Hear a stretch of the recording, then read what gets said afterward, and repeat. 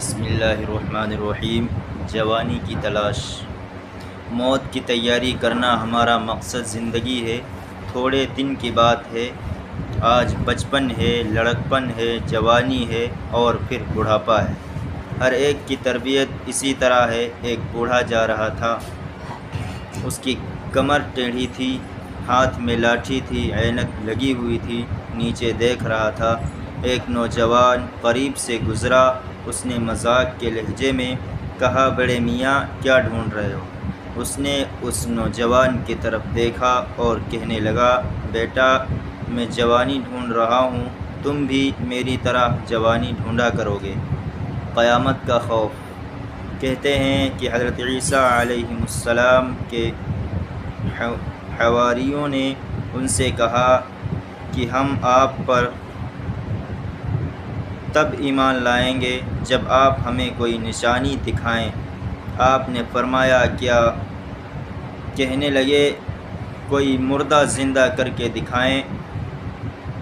آپ ان کو ایک قبر پر لے گئے اور قبر پر لے جا کر آپ نے مردے سے کہا، قم بإذن اللہ، تو اللہ کے اذن سے کھڑا ہو جا۔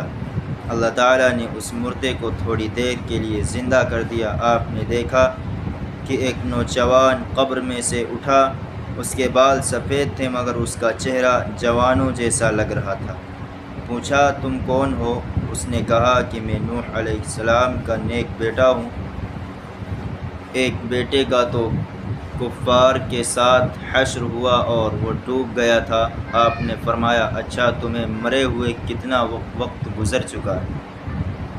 اس نے کہا، 4000 سال ہو گئے ہیں۔ پھر پوچھا، بتاؤ تمہارے ساتھ قبر میں کیا معاملہ ہوا؟